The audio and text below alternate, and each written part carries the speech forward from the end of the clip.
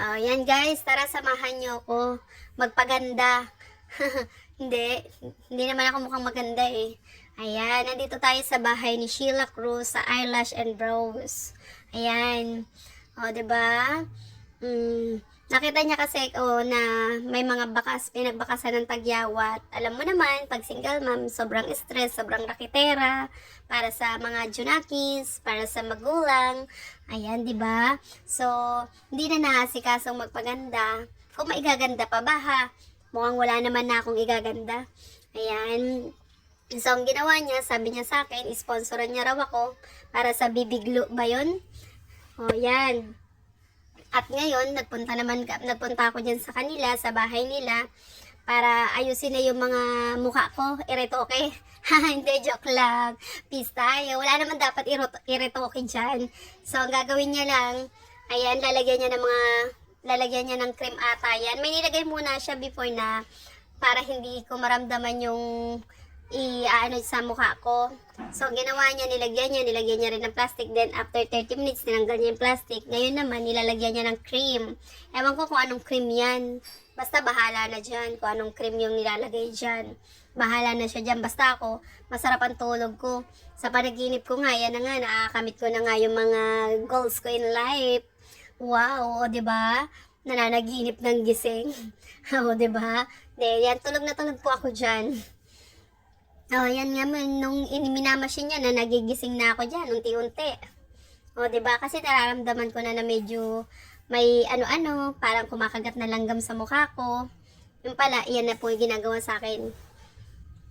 Diba? Tingnan nyo guys. Ewan ko kung ano na mangyayari sa buhay ko niyan, sa mukha ko niyan. Kung maganda pa ba ang lalabasan o ano na, bahala na. Baka mamaya kamukha ko na si Mr. Bean. Uy! Wag naman sana, joke. Gwapo naman si Mr. Bean. Idol ng anak ko yun. Pero ayan po, guys. Tingnan nyo po. Ginagawa niya sa akin dyan. Ayan.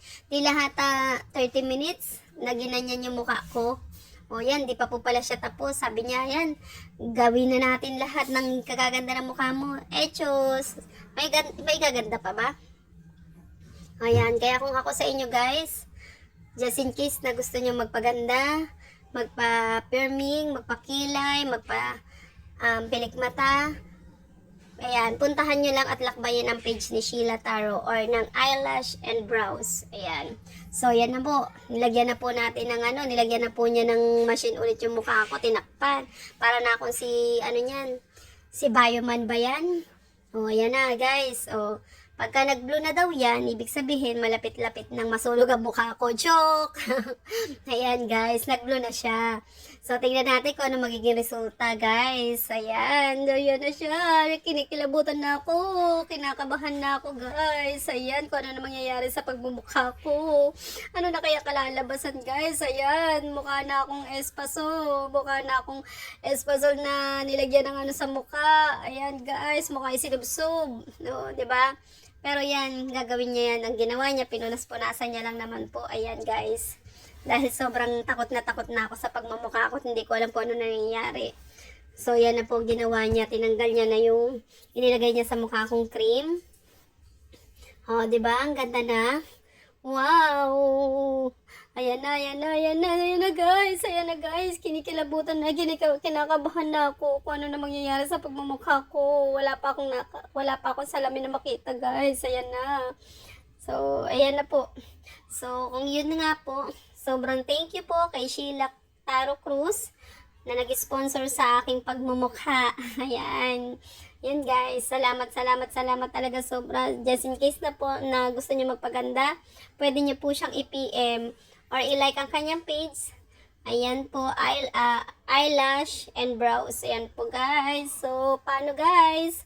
Hanggang sa muli, nawa sana'y mapanood nyo ito at makita nyo kung anong magiging resulta. Salamat guys! Thank you for watching. God bless to us. God bless everyone. Subscribe, like, and share.